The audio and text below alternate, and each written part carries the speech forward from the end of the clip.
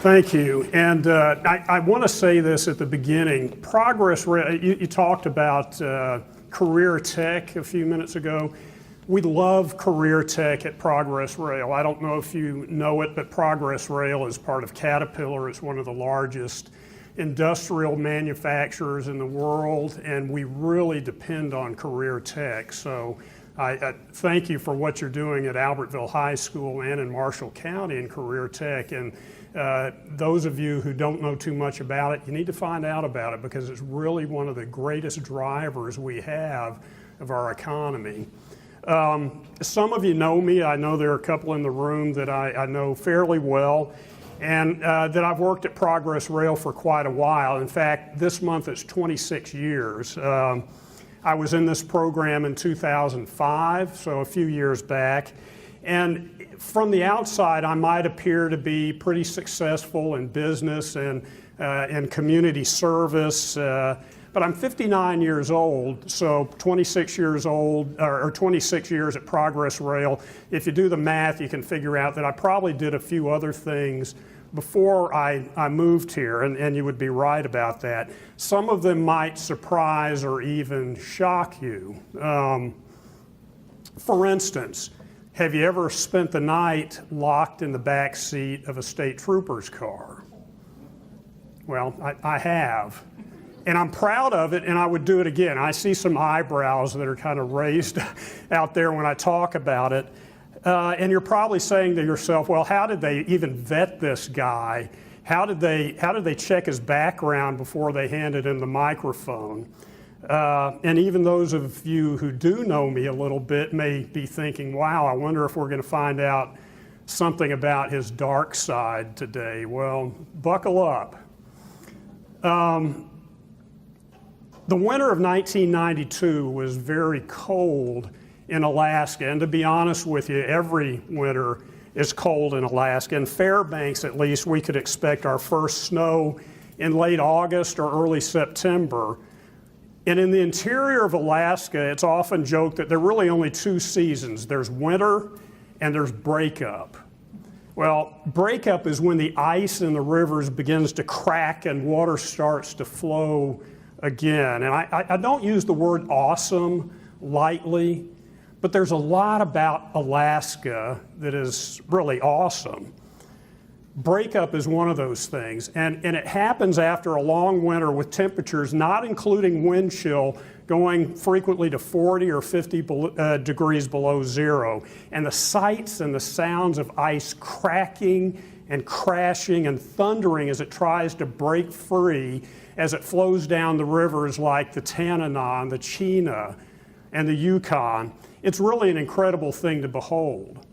Well, typically in Alaska, in the interior where I live, that's usually late April or early May. And the Alaska version of winter or of summer that follows is absolutely glorious, but it's short. And then there's winter again. And if you think about it, any of you who have heard or been to Alaska, you can imagine that the winters in Alaska are cold and unforgiving in a lot of ways. And while many animals, bears in particular, take that as an opportunity to rest and recharge and kind of get ready for what comes next when the snow goes away, a lot of people, humans, see wintertime as a time for continued recreation. They just use different toys than they use in the summertime. So I was called very late one winter night, and I left my sleeping wife and my 3 small children at home at Fort Wainwright, and I strapped into my UH-1 Victor helicopter with 3 other crew members and flew to a rugged wilderness canyon on the slopes of Denali. The mountain you may know is McKinley, which is the largest mountain, the highest mountain in North America. And our mission was to rescue a man whose snow machine, and that's what you typically in the lower 48 states call a snowmobile, his snow machine had crashed into a hole which was hidden by darkness and covered with a crust of ice and snow. And in the process, he snapped his femur, largest bone in the body, and it's a very, very serious situation. His companions had somehow contacted the Alaska State Troopers, and they called us for help. Did I tell you that it was really cold? And breakup hadn't started yet. Did I tell you that it was really dark? Well, that time of year, every mission that we flew was using night vision goggles, or NVGs, and they were somewhat less advanced than the night vision devices that we have today. Did I tell you that every landing and takeoff was in blowing snow? It was just another day at the office for us, really. Our patient was somewhere way back in a box canyon, and there were steep snow-covered slopes to the left and to the right, and finally to the front. And as we flew further in, the more the canyon narrowed, and eventually it became very difficult to maneuver. Our aircraft was very heavy with all of the fuel and equipment we had on board, including a lot of survival gear. And the combination of all that weight and the low airspeed to avoid hitting anything made it very difficult to maneuver. It put us really on the edge of our capabilities and controllability. I was the pilot in command. I was in the right seat. My co-pilot was in the left, and I had a medic and a crew chief in the back of the helicopter. Now, you may not know this, but there's a technique that you use to land in blowing snow that's pretty straightforward, or at least it sounds that way if you've never done it. It's that you keep enough airspeed to keep the building snow cloud behind you until you're able to touch down. Simple, right? Well, if your skids aren't on the ground by the time you're overcome by that snow cloud, you can imagine that all kinds of bad things can happen. So to do this maneuver, you have to be able to see the snow cloud in relation to the aircraft. And the only way to do that is for the crew members to open the cargo doors in the back and lean out of the helicopter. And think about this. I told you it was cold. I told you it was dark. There's this icy blast created by the main rotor system of that helicopter, and it's rotating somewhere just above 300 RPM. So there's a lot of wind in addition to everything else that's going on. And then they had to lean out and look back towards that tail rotor. Did I mention it was cold? Did I mention that we're using night vision goggles? And you may not know it, but everything through the lenses of night vision goggles has this green tint to it. And I remember in talking about this particular mission, one of my crew members talked about it, and he said that flying using night vision goggles and blowing snow is like flying on the inside of a green tinted ping pong ball. You can't see much of anything, but what you can see is just kind of green colored. So the technique was also to keep the intercom open, and both crew members in the back gave me a running commentary on the progression of that snow cloud as I began to slow down for landing. Sir, it's behind the tail rotor. Sir, it's at the tail rotor. It's halfway up the tail boom. It's at the cargo door. It's at your door. And by the time it got to my door, I better be on the ground. Well, helicopter was getting real shaky at that point, and I was on the controls with my eyes focused intently on the outside. My co-pilot was looking at the instruments and clearing me on the left side of the aircraft. And I knew how tight that canyon was, so I said to the medic in the back, "What do you see on the right?" And he said, "Rocks, sir." And I said to the crew chief in the back, "What do you see on the left side?" And he said, "Rocks, sir, big rocks." And about that time, I went around a curve in the canyon and I went blind. Well, it seems that the people on the ground thought they would build a fire to keep warm. Smart, right? And they made it as large as they could, thinking it would help guide us in. The only problem with that is bright lights shut down night vision goggles. So to summarize, I was essentially blind with a helicopter operating at close to its maximum weight and other limits. We were at high altitude, we were in wind, we were in blowing snow in one of the most desolate places on Earth with 4 souls on board and more on the ground, including one that was critically injured. No pressure. So I tried to go in several times, but each time the same thing happened. And finally, when I was essentially at a high hover with very little forward speed, I decided it just wouldn't work. I wasn't going to be able to land and get the injured man. Doing so would probably cause me to lose my helicopter and everyone on board, and the patient would be worse off than he already was. So I quickly polled my crew about what our options were. I was going to quit, right? I mean, what would you do? Can anyone blame us if we'd just gone home at that point? If we'd balanced the risk and decided that it wasn't worth it, wouldn't it be hard to argue my decision? So I made a very, very shaky left pedal turn, careful to keep my tail rotor from impacting on the rocks, and then facing my Huey in the direction from which we had come, I lowered the nose and flew out, leaving the injured man and his companions behind. We hadn't been able to communicate with them on the radio, so all they could do is really watch us bug out, leaving them to deal with the dire situation, and they saw us turn in the direction of home. So I think Jennifer mentioned that my topic today is inspiration. But before I say too much about that, I want to talk about some of the other topics you've covered so far this year and maybe tie them in a little bit to my story. First topic was vision. I think it's pretty easy to see that connection. If you can't see sometimes way ahead of you, it's really difficult to reach your desired destination. Seeing is really easy when things are clear.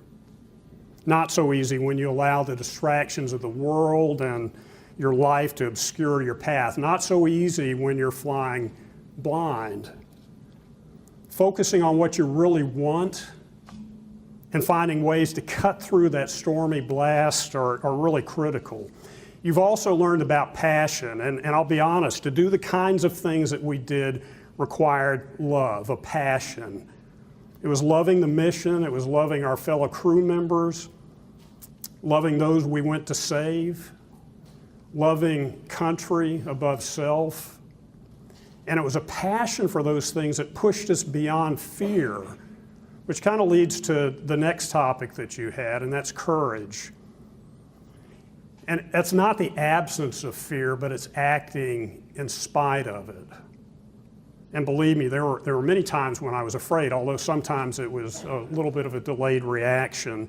In the midst of a mission, there's often a focus that pushes fear aside, at least for a time, to ensure that nothing distracts you from the task that's at hand. I'm reminded of something I learned as a young lieutenant from a medic at Fort Benning. I was concerned or irritated about something, and he'd say in his rural Georgia accent, "Sir, ain't nothing but a thing. Ain't nothing but a thing." And I've always remembered that when I'm facing adversity of various kinds. And I think it can also be applied when you're facing fear. Is the fear greater than what can be accomplished if you push through it? A more spiritual approach might be an appeal to Scripture, and I have a desk plaque in my office that addresses fear. It quotes Joshua 1:9, and I thought about it and thought, well, it's really profitable not only in things like flying rescue missions in Alaska, but even in the more mundane but really just as important things like business and family decisions. It says, "Be strong and courageous, do not be frightened and do not be dismayed, for the Lord your God is with you wherever you go." So once we're back in the safety of our hangar or the warmth of our own beds, we sometimes scratched our heads at what really happened when we had time to think about what we'd done and wonder about it. And these are things that a lot of people who've done that never discuss, at least not with those who haven't been there. And often they never even talk about it with their loved ones. And my experience is really light compared to that of many others, those who did the same things, but in combat, for instance. I was never there. But for them, things like PTSD are real And they need your understanding and your support to work through that. The next thing you talked about was integrity, and the idea there is doing the right thing, even when you're uncomfortable, when you're afraid, when you're facing opposition, when you're facing criticism. You talked about servant leadership, something we're passionate about at Progress Rail.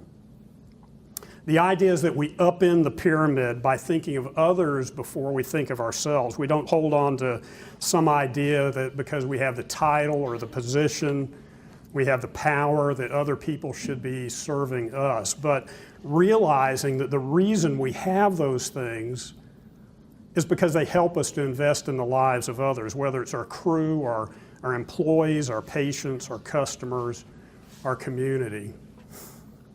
Then you talked about collaboration, and we knew that in accomplishing our mission, we all had to engage in significant communication, feedback, group problem solving, give and take, and none of those things were primarily a function of rank.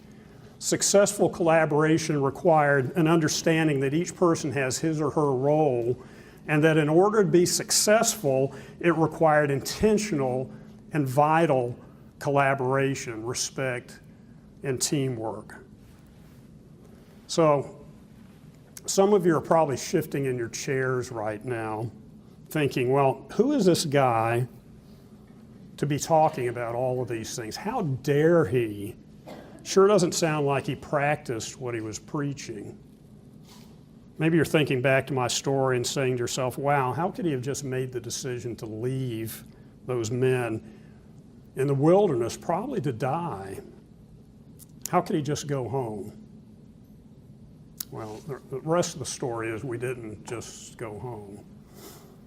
There aren't a lot of roads in Alaska, but this canyon was in an area several miles to the west of Highway 3, and that's a major north-south road that runs from Fairbanks to Anchorage. And I flew back to that road and I landed on it near an Alaska State Troopers car. It was there waiting for us, and I shut down the helicopter and we got out, and one of my crew members got in the front seat, passenger seat of the trooper's car, and the other three, including me, squeezed in the back seat where we stayed to keep warm. And if you've ever been in a police car, you know you can't get out of that back seat by yourself. So in midwinter, I've already talked about how dark it is. In midwinter, it's really dark all the time. In particular, in the middle of December, in the interior, it's pretty much dark almost 24 hours, with the exception of just a few hours of twilight at midday, and then it gets dark again. But this was a little bit later in the season, so there was a longer period of light. So I made the decision to go back to the road and wait for an hour for it to get light enough so we didn't have to use our night vision goggles. And in that car, we re-engaged with our mission, our vision, and our inspiration for doing what we do. So just before the sun began to rise, I again cranked up the helicopter and we flew back in and easily retrieved the patient and flew him back to the hospital at Fairbanks. Mission accomplished, piece of cake, right? Well, what pushed us to continue the mission, to find another way, despite our initial failure, and that's what it was a failure at that point, despite all of the odds stacked against us, despite personal discomfort, and despite real fear. I suggest that, at least for me, that it was inspiration. There's an ethic among Army medevac crews that was built on bravery and a sense of mission, and it came from others who came before us. In particular, many of us were familiar with the words of Major Charles Kelly. He was a medevac pilot in Vietnam. And when he was advised by the forces on the ground that it was too dangerous to go in and retrieve a wounded soldier, he responded in a characteristic way, and he said, "When I have your wounded." The story continues that at that moment, a bullet entered through the open door of his helicopter and pierced his heart, and the nose of the helicopter pitched up and nose to the right and rolled over and crashed, and Major Kelly became the 149th American to die in Vietnam. So we're told that the following day an officer tossed the bullet on his desk in front of Major Patrick Henry Brady and asked if they were his successor, Kelly's successor, and asked if they were going to stop flying so aggressively. And Brady picked up the bullet and he replied, "We're going to keep flying exactly the way Kelly taught us to fly, without hesitation, anytime, anywhere." And Brady, who used the call sign Dustoff 55, was to be awarded later the Medal of Honor in testament to his bravery in a later mission. He was inspired by Charles Kelly. Those words, "When I have your wounded," and the action that went along with them. And such words and actions surrounding them have inspired generations of medevac pilots and their crews, and I was one of them. And because of the inspiration of soldiers like Charles Kelly and Patrick Brady, I took 55 as my personal call sign for the rest of the time I was in the Army. So inspiration, the meaning of it is to breathe in. And in taking inspiration from others, we breathe in their examples of passion, courage, integrity, servant leadership, collaboration, and all of the other traits that we learn from them.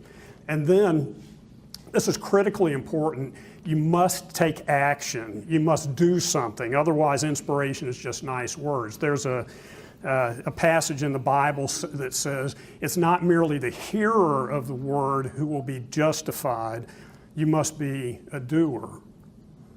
So take that inspiration from others and act on it and do it now. Now, the other thing about inspiration is that breathing in is only one part of the equation.